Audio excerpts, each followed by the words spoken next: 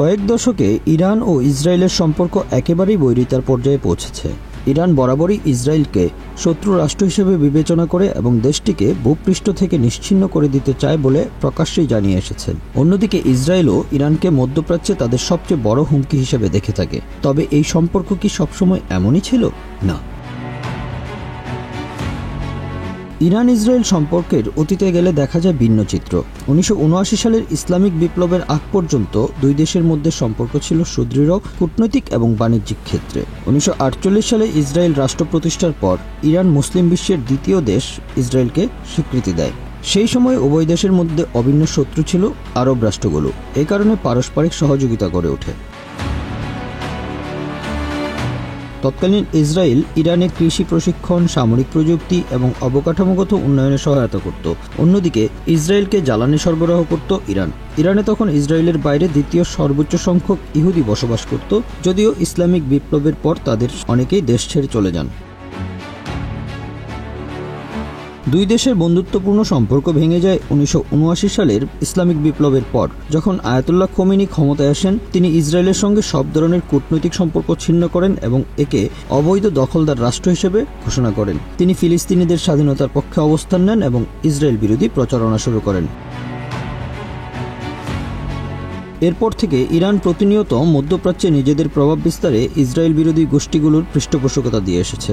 1982 সালে লেবাননের গৃহযুদ্ধে ইসরায়েলের হস্তক্ষেপের পর ইরান সেখানে শিয়া মিলিশিয়া গড়ে তোলে, যা পরবর্তী সময় হিজবুল্লাহ নামে পরিচিত হয়। আজ হিজবুল্লাহ লেবাননে ইরানের অন্যতম শক্তিশালী প্রভাব বিস্তারকারী প্রক্সি বাহিনী হিসেবে পরিচিত। বর্তমান অবস্থান ও অভ্যন্তরীণ মতপার্থক্য ইরানের নেতা আয়াতুল্লাহ খামেনিও পূর্বসূরি খোমেনির মতোই ইসরায়েল বিরোধী অবস্থান বজায় রেখেছেন। এমনকি ইরান সরকারেও এমন অনেক নেতা আছেন যারা প্রকাশ্যে হলোকস্ট অস্বীকার করে আসছেন, যা ইসরায়েলের প্রতি তাদের দৃষ্টিভঙ্গির ইঙ্গিত দেয়। তবে দেশের ভিতরে সবাই যে এক অবস্থানকে সমর্থন করে তা নয়। 2021 সালে ইরানের সাবেক প্রেসিডেন্ট রাফসানজানির কন্যা ফায়েজা হাশেমি রাফসানজানি এক সাক্ষাৎকারে বলেন, ইরানকে ইসরায়েলের সঙ্গে সম্পর্ক পুনর্বিবেচনা করা উচিত, কারণ বর্তমান সময়ের সাথে সেটি সঙ্গতিপূর্ণ নয়। রাজনৈতিক বিশ্লেষক সাদেক জিবাকালাম বলেন, এই ইসরায়েল বিরোধী নীতি ইরানকে আন্তর্জাতিক অঙ্গনে আরও বিচ্ছিন্ন করে ফেলেছে। অন্যদিকে ইরানের সরকারপন্থী বিশ্লেষক আলী ফাতেউল্লাহ নেজহা বলেছিলেন, অনেক ইরানি এবং অ্যাক্সিস অফ রেজিস্ট্যান্সের সমর্থকরা হতাশ, কারণ ইসরায়েলের সাম্প্রতিক হামলার পাল্টা জবাব ইরান দিতে দেরি করেছিল। তাদের মতে ফিলিস্তিনিদের প্রধান রক্ষক হিসেবে ইরানের ভূমিকা এখন প্রশ্নবিদ্ধ হয়ে উঠেছে। এই কথাগুলো বলেছিলেন 2024 সালে। অতি সম্প্রতি ইরানে হামলা চালিয়েছে ইসরায়েল, সেখানে 78 জনের মৃত্যুর খবরও পাওয়া গেছে। নিহতদের মধ্যে অনেক শিশু এবং বেসামরিক নাগরিক রয়েছে।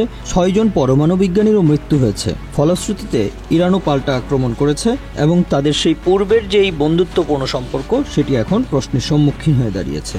ভবিষ্যৎ কোন দিকে যাবে সেটি সময়ই বলে দেবে। Bangla affairs news desk.